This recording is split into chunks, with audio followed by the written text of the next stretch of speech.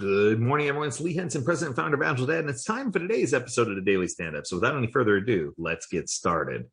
I wanted to talk to you today about a topic that we often overlook from a product ownership perspective.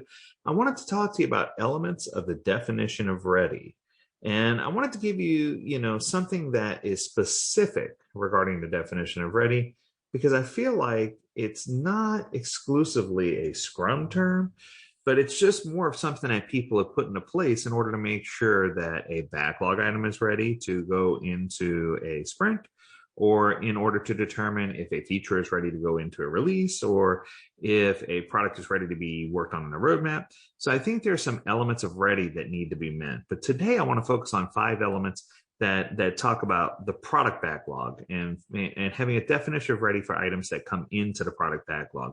Many organizations struggle with technical debt by not having well-defined, well-refined, well-groomed backlogs. So I thought this would be a good opportunity for us to hit that topic, address it, and make sure that we're all focused so that we could see what a true definition of ready might look like.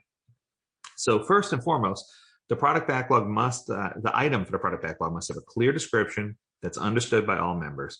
I'm going to take that one step further and say that we should be following Bill Wake's elements of INVEST. We need to make sure the item is independent, that's negotiable, valuable, estimable, sized appropriately, and testable. If we're following INVEST, I think that's really going to help us to have a solid backlog item, something that's easily consumed and something that's good to work on. So the item shouldn't be overly complex. The description should be brief and to the point. If you're doing BDDs or using a Gherkin model for your given when then acceptance criteria, you want to make sure you don't have more than a couple of scenarios. And you want to make sure you don't have any extended list of thens, that cause it to be difficult to test or difficult to automate in a testing environment. You want to make sure that the item itself is clear and that the acceptance criteria is clear. Second, the description should contain some sort of value in the description, right? A purpose and desired outcome need to be communicated clearly so that everyone looks at it and sees not only what needs to be done, but why is it important? Why is it something that we need to tackle right away? And why is it something that we should really focus our attention on? Third, the item should have completed testing and acceptance criteria. This is the weakest point for most places. It's true. We need to make sure that we are really digging in and putting together solid acceptance criteria that makes sense so that anyone could look at these items and say, hey, that's meaningful to me. I know how I'm going to test it. I know what it's trying to do.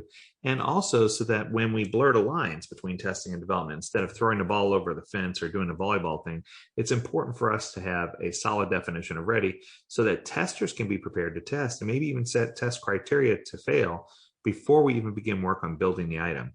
That's going to help us set up for TDD and ATDD, which I think is incredibly important. That's test-driven design and acceptance test-driven development. Also, you want to make sure that once you put these items in, that you do have them in some sort of rank order. Now, a lot of people will do this based on just priority, which I find is kind of scary, right? I think that I like to look at things based on risk, necessity, and strategic value to the organization.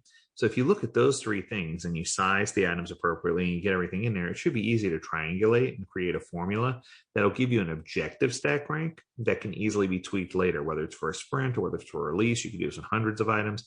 This is the part that's actually easy, but it should be something that we need to make sure we focus on. And finally, we need to eliminate time frame our estimates. We need to use story point estimation.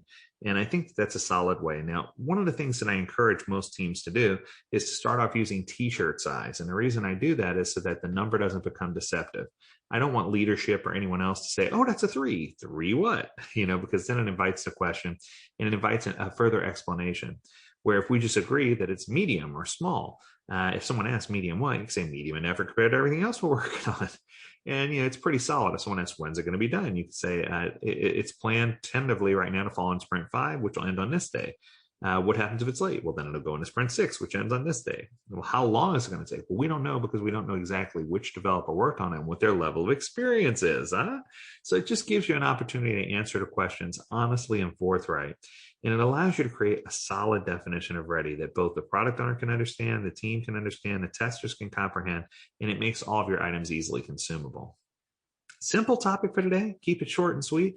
I hope this information was useful to you. As always, we encourage you to tune in to the AgileDad Daily Stand-Up Podcast. Tell your friends and neighbors about it. If you have an idea of something that you want to be covered, feel free to reach out to us at learn more at agiledad.com. We'd love to hear your ideas. We'd love to get it on a stand up.